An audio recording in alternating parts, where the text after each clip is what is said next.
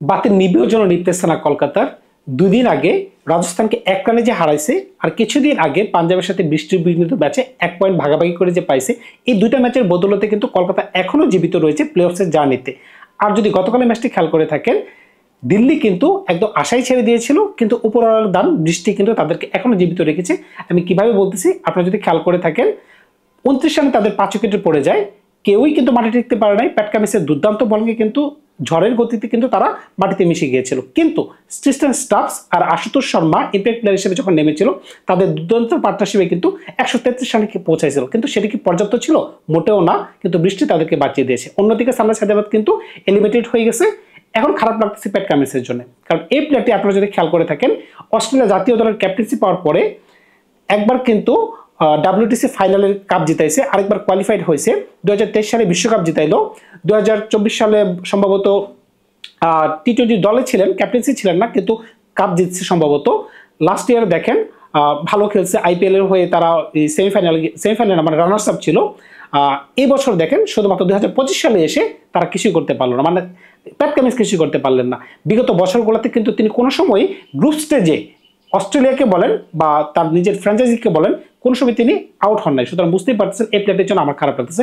এখন যদি আমরা আজকের যে গুরুত্বপূর্ণ খেলাটি কলকাতা ভার্সেস সিএসকে খেলাটিতে আসি, সিএসকে অবশ্যই একটি দুর্বল দল। কেন বলতেছি? টেবিলে যারা 10 নম্বরে থাকে তাদেরকে তো শক্তিশালী দল বলা যাচ্ছে না। তো আমি আশা করবো যে কলকাতার মাটিতে কলকাতা ফেভারিট থাকবে। এখন কলকাতা কোন হিসেবে ফেভারিট থাকবে সেটা কি আপনারা জানেন?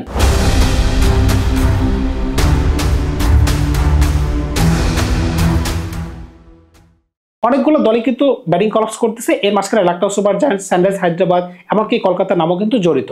আপনারা যদি কলকাতার স্ট্রেংথ খেয়াল করে থাকেন, আমি পূর্বে যেতে বলছিলাম বোলিং যদি আপনারা খেয়াল করে থাকেন, ভৈরব আরোরা, হার্ষিত রানা, সবচেয়ে স্ট্রং পয়েন্ট হচ্ছে বরুণ চক্রবর্তী, সুনীল নারিন, তাদের কম্বিনেশন, এমনকি মঈন আলীকে আপনি বোলিং করাতে পারতেছেন, প্লাস হচ্ছে এন্ড্রু রাসেলের অলরাউন্ডিং পারফরমেন্স। এটার বদলতে যদি তারা সামনে এগোতে পারে। আরেকটু যদি বলেন যে যদি আপনারা যদি আরো বোলিংকে সংযুক্ত করতে চান, তাহলে কিন্তু আপনাকে হেনরিক নকে খেলাতে পারতেছেন, কিংবা স্পেন্সার জনসনকে খেলাতে পারতেছেন। এটা হচ্ছে তাদের স্ট্রেংথ। আরেকটা বড় স্ট্রেংথ হচ্ছে তারা ঘরে মাটিতে খেলতেছে। তারা জানে পিচটা কোন ধরনের বিহেভ করতে পারে। পিচ যদি হয় স্পিন কন্ডিশন, তাহলে মঈন আলীকে খেলাতে পারে। যদি না পিচ যদি পেস এবং বাউন্স কন্ডিশন হয়, তাহলে স্পেন্সার জনসন কিংবা হেনরিক নকে খেলাতে পারতেছে। তো এটা হচ্ছে তাদের জন্য একটা সুবিধা। কিন্তু সিএসকে দলটা কিন্তু লাস্টের দিকে এসে কিন্তু স্পার্কিং করতেছে। কোন হিসেবে বললাম? আপনারা দেখেন ঋতুরাজ গায়কোয়াড় যখন দল থেকে চলে গেলেন, তখন কিন্তু রিপ্লেসমেন্ট হিসেবে আয়ুষ মাত্রিকে দলে ঢোকানো হলো। এই ছেলেটি 17 বছর একটা ছেলে, লাস্ট যে একটি ইনিংস খেললো 90+ দুর্দান্ত খেলেছে। তার যে শর্ট সিলেকশন, তার যে পাওয়ার, আমি যে তার ইন্টেন্ট দেখে মুগ্ধ। তার 4-6 যে বন্যা হয়ে গেছিল, এমনকি তাদের যে ব্যাটিং এর পরিবর্তন, চেন্নাই সুপার কিংসের কথা বলতেছে, আপনারা যদি খেয়াল করে থাকেন, রবীন্দ্র জাদেজা 4 নম্বরের নামে যে ধরনের ইনিংস খেলতেছে, আমার কথা হচ্ছে তিনি আগে কেন এই ধরনের পারফরমেন্স দিলেন না। এমনকি স্যাম কারেন 3 নম্বরের নেমে দুর্দান্ত খেলতেছে, পাওয়ার শট খেলতে পারতেছেন, রবীন্দ্র জাদেজা হোক, স্যাম কারেন হোক। কিন্তু এই পাওয়ার তাদের টুর্নামেন্টের শুরুতে কোথায় ছিল? এই পাওয়ারের অভাবে কিন্তু তাদের আজকের এই অবস্থা। কিন্তু আজকে কিন্তু তাদেরকে দুর্বল ভাবা যাচ্ছে না, কারণ হচ্ছে শেখ রাশিদ আর হচ্ছে আয়ুষ মাত্রি, তাদের ওপেনিং পার্টনারশিপ যদি সলিড হয়ে যায়, তাদের কাছে কিন্তু স্পিনার রয়েছে ভাই। কথা হচ্ছে রবীন্দ্র জাদেজা, নূর আহমেদ, আশ্বিন রয়েছে। সুতরাং বুঝতেই পারতেছেন স্পিনিং কন্ডিশন যদি হয়, আর ধরে যদি পিচ দেখে বুঝে যায় এটা স্পিনিং কন্ডিশন, তাই আশ্বিন মাস্ট প্লে, তখন কিন্তু কলকাতার জন্য এটা গলার কাটা হতে পারে। এখন কলকাতার কিন্তু বুঝে শুনে পিচ বানানো উচিত। এখন কলকাতাকে ব্যাটিং অর্ডারে কোনো পরিবর্তন আনবে? আমার হিসাবে তো অবশ্যই করানো উচিত। আমি তো একবার বলতে চাই যে রব্বান পাউলকে খেলানো উচিত, মঈন আলীকে খেলানোর দরকার নাই ভাই। এত বোলিং এর অপশনের প্রয়োজন নাই। আপনি মঈন আলীর জায়গায় যদি রব্বান পাউলকে খেলান, তিনি যদি ক্লিক করতে পারেন, 30টা বল খেলতে পারেন বা 20টা বল খেলতে পারেন, তিনি কিন্তু দলের জন্য ভাইটাল পজিশনে ভাইটাল রান আপনাকে করে দিতে পারবে। আরেকটা কথা হচ্ছে সুনীল নারিন, আমি জানি ভালো মাঝে মধ্যে খেলে, মাঝে মধ্যে খেলতে পারতেছে না, বা তাকে নিয়ে সবসময় রিস্ক নিতেছেন, কিন্তু সবচেয়ে গুরুত্বপূর্ণ এবং সবচেয়ে দামি যে প্লেয়ার আপনি যাকে কিনছেন, যার প্রতি আপনার অত আশা ভরসা ছিল, ভেঙ্কটেশ আয়ার, তাকে যে আপনি 6 নম্বরে খেলাইতেছেন, এটা কি কোনো কার্যকরী রেজাল্ট তিনি বয়ে আনতে পারতেছেন না। তো তার থেকে যদি ভালো আউটপুট বের করতে হয়, একটাই উপায় হচ্ছে তাকে আপনি ওপেনিংয়ে পাঠিয়ে দেন ডাইরেক্ট। সুনীল নারিন 3-এ ব্যাটিং করুক বা 4-এ ব্যাটিং করুক, বা যদি স্লট খেলে না থাকে সে নিচে ব্যাটিং করুক, কিছু করার তো নাই। অ্যাজ এ বলার হিসেবে সে দলে খেলুক, ব্যাটসম্যান হিসেবে খেলানো তো দরকার নাই। যে ব্যাটসম্যান আছে আপনি তাকে ব্যাটসম্যান হিসেবে খেলান, সেটা করতে পারতেছেন না। তাকে নষ্ট করতেছেন, তার ক্যারিয়ার নষ্ট করে দিতেছেন। অবশ্যই কলকাতা কিন্তু তাকে ছেড়ে দিবে। আপনারা খেয়াল করে দেখেন, এবারে টুর্নামেন্ট শেষ হবে, তাকে কি এত টাকা দিয়ে রাখবে? প্রশ্নই ওঠে না। এমনকি এই লিস্টে কিন্তু পড়ে যাবে ঋষভ পান্ত, কারণ ঋষভ পান্তের পারফরমেন্স দেখেন, তার হাত থেকে ব্যাট ছুটে যাচ্ছে। এটা কোনো কথা হলো ভাই? আপনি রান তো করতেই পারতেছেন না, আনব্যালেন্স অবস্থা আপনি শর্ট খেলতেছেন, এত টাকা দিয়ে খেলতেছেন, দলের মালিক যে দাঁত কিরমিরায় বসে আছে যে আপনি কিছু বলতে পারতেছেন না ইগোর কারণে। যেহেতু কলকাতার ইডেন গার্ডেনের ম্যাচ, স্পিন একটা ভাইটাল রোল প্লে অবশ্যই করবে ভাই, তখন কিন্তু সুনীল নারিন, বরুণ চক্রবর্তী, অন্যদিকে আশ্বিন, রবীন্দ্র জাদেজা, নূর আহমেদ, এই 5 জন কিন্তু মানে ডেঞ্জারাস হয়ে যেতে পারে। এখন কিন্তু মূল খেলাটা হবে তাদেরকে কিভাবে ট্যাকেল দিবেন, আবার কিভাবে তাদেরকে 4-6 মারবেন।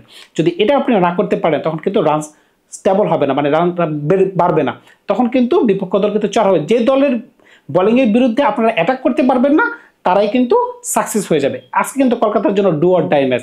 কলকাতা যদি হেরে যায় টুর্নামেন্ট থেকে বের হয়ে যাওয়ার সম্ভাবনা বেড়ে যাবে, মনে হয় তারা টুর্নামেন্ট থেকে বের হয়ে যাবে। আরেকটা বিষয় হচ্ছে, আপনারা যদি খেয়াল করে থাকেন এখন কিন্তু টেবিল টপারদের খেলা, টেবিল টপারদের মাঝখানে সংঘর্ষ হচ্ছে, যেমন মুম্বাই ভার্সেস জিটি, যে জিতবে সে 1 নম্বরে চলে যাবে। তারপরে মনে করেন পাঞ্জাবের সাথে খেলা হবে দিল্লির, শুট আউট ম্যাচ, যে হারবে সেই টুর্নামেন্ট থেকে বের হয়ে যাওয়ার সম্ভাবনা থাকবে। পাঞ্জাবের একটু সম্ভাবনা বেশি থাকবে, কিন্তু দিল্লির সম্ভাবনা বেড়ে যাবে, কারণ দিল্লির পরবর্তী ম্যাচ রয়েছে দিল্লির মাটিতে, যেখানে তারা জয়লাভ করতে পারতেছে না। তারপরে দিল্লির ম্যাচ হচ্ছে মুম্বাইয়ের সাথে, যে কিনা যে মুম্বাই একসময় 9 নম্বরে ছিল, এখন 1 নম্বরে। এখন সবাই মুম্বাইকে দেখলেই ভয় পায়, মুম্বাইয়ের নাম শুনলেই ভয় পায়, কারণ তারা এতটাই ব্যালেন্স টিম হয়ে গেছে। উপরে ভালো ব্যাটসম্যান, মাঝখানে মিডল অর্ডারে ভালো ব্যাটসম্যান, শেষ দিকে ভালো বলার রয়েছে, সুতরাং বুঝতেই পারতেছেন তাদের সাথে খেলা কিন্তু খুব বিপজ্জনক এখন অবস্থা। কলকাতার যেহেতু একটু ব্যাটিং ইস্যু রয়েছে, তাই আমি ব্যাটিং লিস্টটা একটু বড় করে কিন্তু কলকাতার প্লেইং ইলেভেনটা একটু সাজানোর চেষ্টা করতেছি।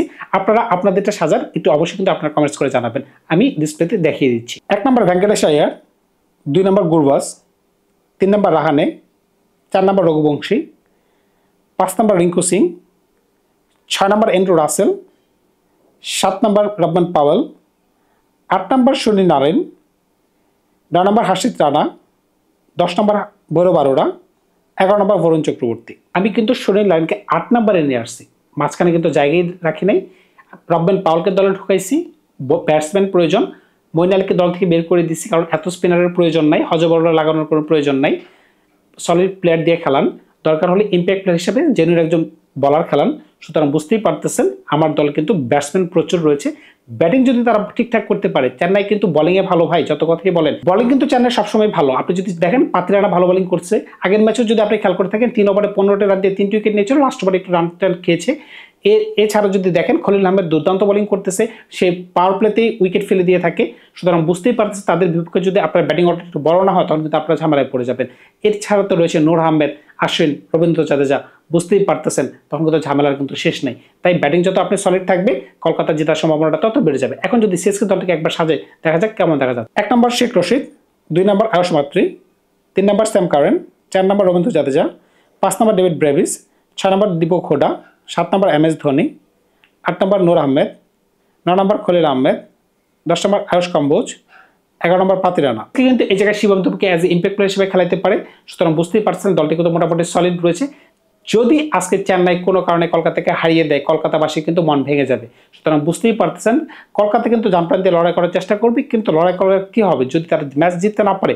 দেখেন গতকালের ম্যাচটি কিন্তু মানে কলকাতার যে আগের ম্যাচটি ছিল জিতা ম্যাচ কিন্তু তারা হেরিয়ে যাচ্ছিল। লাস্ট ওভারে 22 রানের প্রয়োজন, কিভাবে আপনি 21 রান দিয়ে ফেললেন, 1 রানে আপনি জয়লাভ করলেন, 20 রান দিয়ে ফেলছেন। সুতরাং বুঝতেই পারতেছেন ক্রিকেট কিন্তু গোল বলের খেলা, কোন সময় আপনি অতিরিক্ত প্রেডিকশন করতে পারবেন না।